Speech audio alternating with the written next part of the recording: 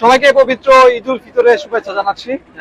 ঈদকে কেন্দ্র করে মুন্সিগঞ্জে বিভিন্ন দর্শনীয় স্থানে আমরা দর্শনার্থীদের উপচে পড়া ভিড় লক্ষ্য করেছি। এই মুহূর্তে আমি আছি মুন্সিগঞ্জের পার্শ্ববর্তী নারায়ণগঞ্জের সোনারগাঁও উপজেলার চরকিশোরগঞ্জ এলাকায়, যেখানে আমরা বেলা বাড়ার সাথে সাথে কিন্তু এখানে দর্শনার্থীদের উপচে পড়া একটা ভিড় লক্ষ্য করছি। এই মুহূর্তে আমি যদি আপনাদের দেখাই তাহলে প্রায় 10,000-এর অধিক মানুষের সমাগম হবে বলে আমি আশা করছি। আপনারা দেখতে পাচ্ছেন শিশু থেকে শুরু করে নারীরাও এখানে উপস্থিত রয়েছেন, পাশাপাশি বয়স্কর উপস্থিত রয়েছেন। এখানে ঈদের ছুটি কাটাতে তারা এসেছেন এখানে পরিবারের সাথে। আমরা যদি দেখাই তাহলে এখানকার গড়ে ওঠা প্রত্যেকটি রেস্টুরেন্টে কিন্তু মানুষের উপচে পড়া ভিড়, পাশাপাশি দর্শনার্থীদের কেন্দ্র করে যে ছোট ছোট স্টল গড়ে উঠেছে, এই স্টলগুলোতে আমরা মানুষের উপচে পড়া ভিড় লক্ষ্য করছি। বেলা বাড়ার সাথে সাথে এখানে মানুষের আনাগোনা বাড়ছে, তবে বেলা যত ঘনিয়ে আসছে মানুষের সংখ্যা মানুষের সংখ্যা তত কমবে। তবে আমরা একটি বিষয় আপনাদের যা বলে রাখতে চাই, যেখানে দর্শনার্থীরা অভিযোগ জানিয়েছিলেন যেখানে বাড়তি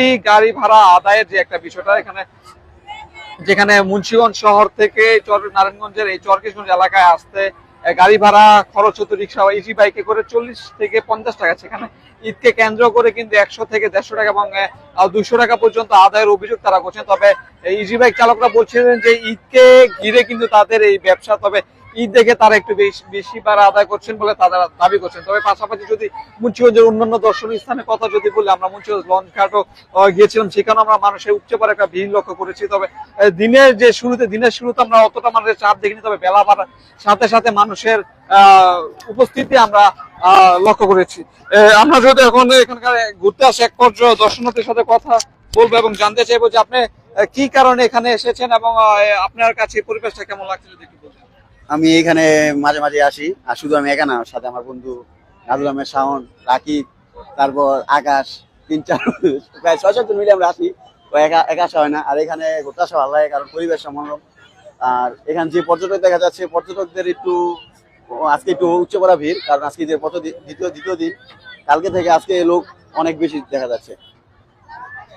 যেমনটা বলছিলেন যে তিনি এখানে তারা ঘুরতে আসেন, এখানকার পরিবেশ অনেকটা কক্সবাজারের আদলে হওয়ায় কিন্তু মানুষের আনাগোনা বেশি করে। মুন্সিগঞ্জ শহরের খুব পাশে থাকায় কিন্তু মুন্সিগঞ্জের বেশিরভাগ মানুষ এই স্থানটিতে আসেন এবং পরিজন নিয়ে আসেন এবং অনেকে দূর দূরান্ত থেকে সেখানে পিকনিকের আয়োজন করেন।